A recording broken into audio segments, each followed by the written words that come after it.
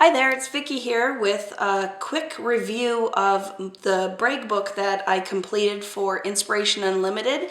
It was the Trendsetters class, and I promised you that I would do a video to recap it for anyone who bought the kit and hasn't created it yet or needed a little help, or for anyone interested in recreating the class. Even if you don't have a kit, you can use one of the Fancy Pants Brag books to try your hand at creating this mini album. Now there again, this album is pretty much all product from Fancy Pants. I use a Trendsetter set, and the album is called a Brag book. And when you purchase this album, it comes with a tube inside of the metal rings to keep the rings in shape, I guess, when it's shipping. I want you to make sure you keep that because we can do some fun little tricks with it. So let's get started, and I'm just going to explain how I created this cover. So the background is just a doily. I bought them at the dollar store, and to attach the doily, you can just use a glue stick. I found that worked best, but before you put that on, I mask the center with a mask from the Crafter's Workshop and with a makeup sponge and some mustard seed distress ink. So you just put the mask on to create the pattern on the background, and then I found the glue stick worked best because this is water-soluble ink and you don't want the ink to run. So just attach that, and the inside cover, I did put a piece of paper first, so before you attach it you might want to do that. And then I just glued the doily on, and I inked the edges of the book with some Inca Gold, and the color that I used is the Indian Yellow. So there again, I just put it on with my finger, or you can use cut and dry foam, whatever you want to do to get that on the edges.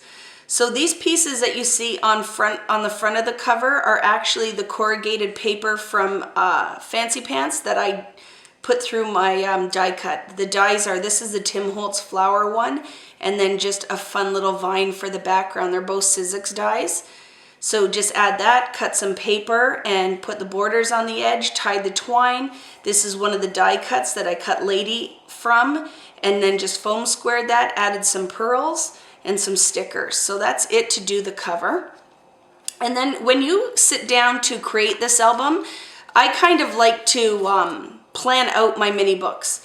So when I plan my mini books, I try to find things that I can repeat patterns or styles throughout the book to make it easier, especially a book like this, because I believe there's over 70 pages in this album. So to get started, I went through and did just the interactive bits to start. So for example, on this page, I just folded the page to make a flip out. So I went through and created a few of those through the album. So let's just kind of run through it and find other areas. So here I took 2 pages, folded the front page down, glued the edges, and made a little pocket. So that's a little pocket. And then I did this here. I ripped a page out, and then I made a crease on the page after I trimmed the little part where the binding goes through, and then just fold it over the back, glue it, and then you have another little flip out page, okay? Here's another one where I attached 2 pages to make a side pocket.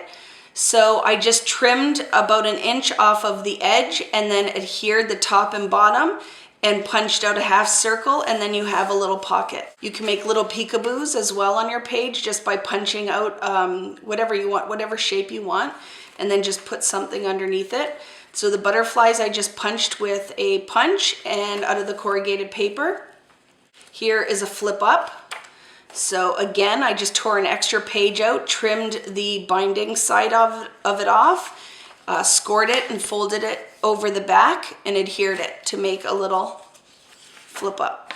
And here is like a gated fold. So again, just fold the pages and you can create a little gated fold. So this is just a half page, so, or actually more like a 3/4 page. I just trimmed some off of the right side to make it a little smaller than the other pages, so it adds a little interest. Here, it's another pocket page, but the pocket insert is from the top, and I just went with my scissors and cut. These pages have little lines on them, so I just cut it out, adhered it On the sides, another half circle, and then I have a little top pocket. And here is a side pocket. Again, I just cut the 2 pages, the top, and tore it out, and then attached the top and bottom to give you a side pocket.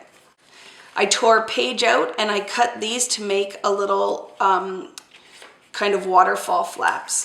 Okay, again, you just trim them all the same size and then score the top, adhere just the top part, and you have some little peekaboo flaps. And then here are the pockets, but instead of tearing this out, I made 2 pockets.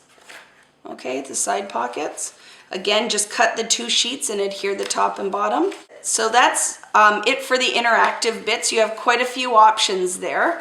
So it's just trying to think outside the box and different ways to use the album.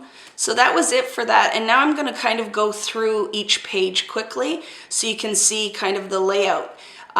Most of you do have the PDF for this. I'm going to try to post that on my blog when I post the video. So if you would like the instructions for what I did for this album or how I created it, I'm happy to share them because I will not be reteaching it. So let's just kind of go through. So you want basics when you do a mini album, like basic punches, circles that you can layer, a fun shape like a butterfly, or hearts or stars.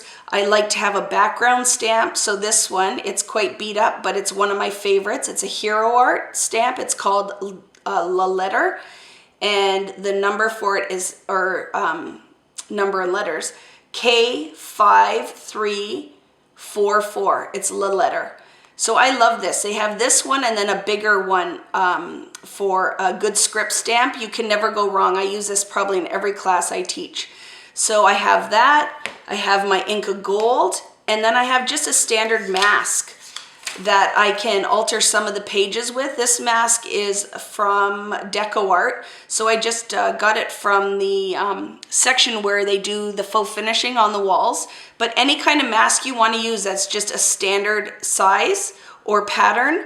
And you could also make one yourself just by punching some circles on a piece of scrap paper and using the excess as a mask. So that's just a little idea for adding a little interest to the pages. So that's what I used in this album.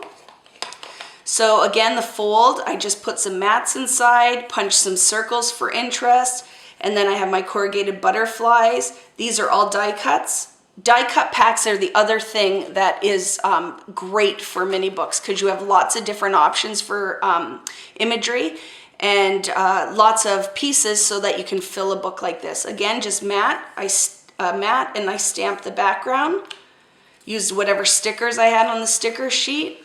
Mats. This is one of the die cuts, the folded page. Before I folded it, I just added the masking with the mustard seed distress ink. Again, distress ink is your friend. What color do you need? All of them. So it's just one of those things that go through, pick out your favorite palette, and then just add to it. You can do so many things with distress ink. It's definitely worth the investment. So I don't know if you can see that, but there's some little yellow circles on the bottom here. That's what I used the tube from the binding. I just dipped it in my mustard seed, rubbed it on the pad, and then made these little circles. So you could do that with anything. If you have the little canisters for film that we used to put in our cameras, you could use that. Anything that's a circle I'll use. And then these little banners, that's perfect for any of your scrap paper. I just cut a bunch of strips, cut a V in the end, and I repeated this on a lot of the pages. So each section you'll see there are a few pages, then you have your little photo inserts and a pocket. So that's how I kind of divided the sections up. So I have 1 through 10, I believe, with just these ones have the corrugated, and then I did one with a label. So it's just a fun way to separate the pages or sections in the book. And then just put a mat, and for all of these, again, I used the mask and my mustard seed and just added a little pattern. So again, you'll see there's a lot of repeated ideas throughout the album. Okay, your flip out, some pockets, some inking. Okay. So just a mat and stamp. Again, I just masked for where I could add a photo or whatever I want to add to the book. Some tags, I cut these out of, you'll see a lot of papers now have just die cut images. So you can save costs by buying the sheet and cutting it apart yourself. So that's what the tags are from. The piece of paper is actually called tags. And these are some die cuts. Again, there's one section, you'll see. I split it up again by just putting the two on a die cut label. So let's see what else we have in here. These are stamps that are punched out. Your side pocket with some more labels and some stamped images.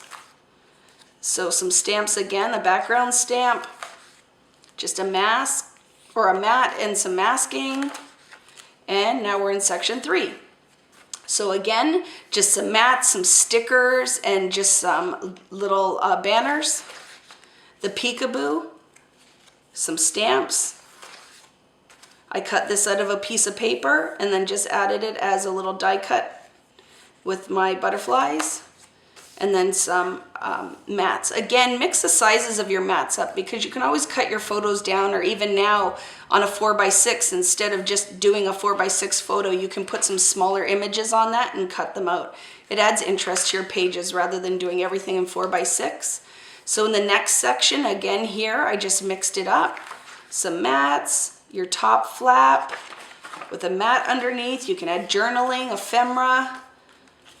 So again, with whatever you can make an impression with can become a stamp.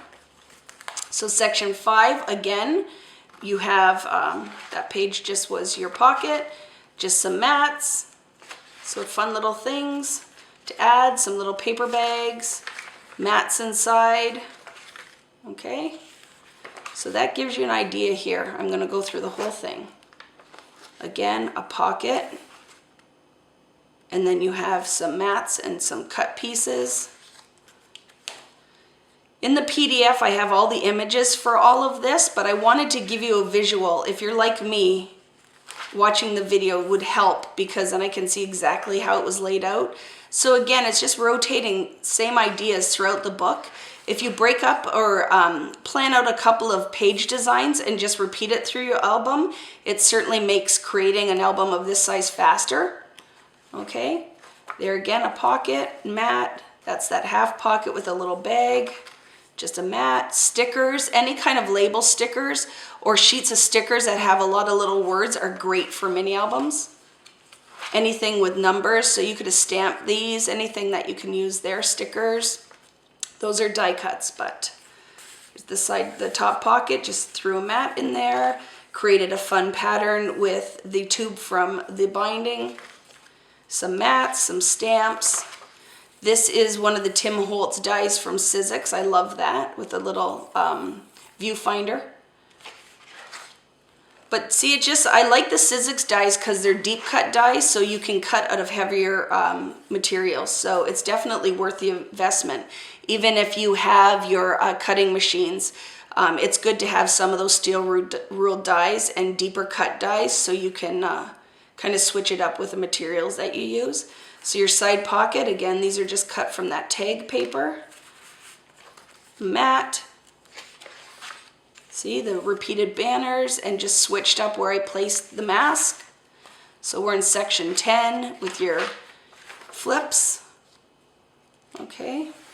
And then you have a mat, some stamps, your flip out, another big mat. And then the whole back of the book, I didn't add more numbers on. You could do whatever you want, maybe whatever you break it up into the months or something that's special, sports, whatever you want to add in there. And then I just went through again and filled it up. So this kit, what's nice is a lot of this is just created with paper. That's it. If you have any questions, email me. Again, I'm going to post the PDF if I can on my blog, so that's just vickyboutin.typepad.com. But if you just Google search Vicky Boutin, VICKIBOUTIN,